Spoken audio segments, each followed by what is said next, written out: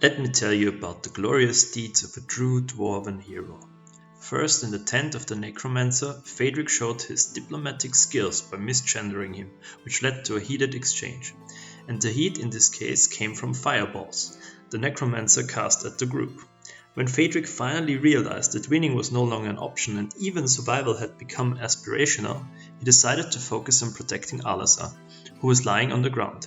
Being the brave dwarven warrior that he is, Faedrick left the battlefield with Alasar. This was of course purely to make sure Alasar was safe. He was not fleeing, he was protecting.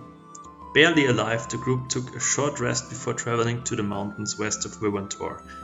There, Faedrick proved his survival skills by pointing out the worst possible place to camp, an open plateau. His survival skills were outmatched by his great social skills though, so he followed Hemlock's advice to camp in a less exposed area. Unfortunately for Faedrick, some self-awareness finally found its way into his thick skull, and he began to reflect on his behavior. After a while he came up with another brilliant idea. Alasar should perform a little song to cheer him up. Alasar obliged, and Faedrick felt a little bit better. At this point it is barely worth mentioning that Faedrick also failed a hunting attempt before volunteering for the first watch. Since his great instincts told him the group should behave stealthily, he put out the fire. Given the streak of luck Faedrick was on, it comes as no surprise that he also failed his guard duty. While he was dutifully circling the camp, a sudden stream of arrows came down on him and Snuffles, downing his beloved dog instantly. With a scream, Faedrick ran into the woods where the arrows had come from and engaging in another brutal battle. After the fight was over, Hemlock applied his magic to heal Snuffles. Faedrick then once again showed his social skills by unintentionally insulting Hemlock, calling him a treehugger.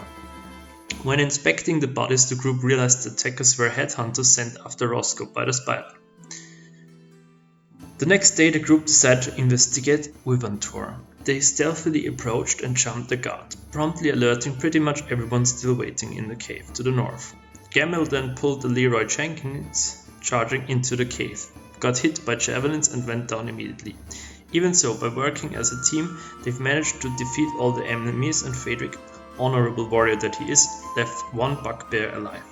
Inside the cave they saw a strange drawing of a goblin with a crystal embedded in its head, matching what they'd heard before.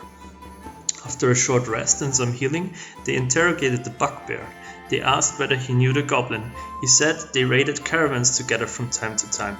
The name was Roxa something. He also told them where Gregmar Castle was. Then they let him go.